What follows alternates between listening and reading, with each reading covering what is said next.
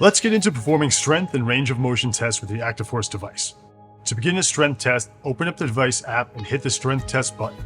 It'll prompt you to choose the left or right side. Pick your side and give it a name, or hit skip if you don't want to name the test. Next, the test screen. Once you're on the test screen, put your patient in position and press start. Then let the device calibrate in the test position. Now tell your patient to push as hard as you can against the device and record a strength measurement.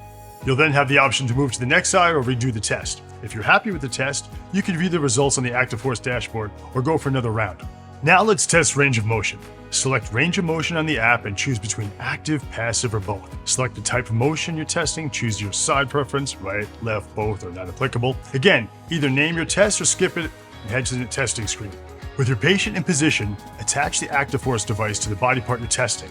Hit start and wait for calibration. Guide your patient's leg or limb through the full range of motion until you reach end range.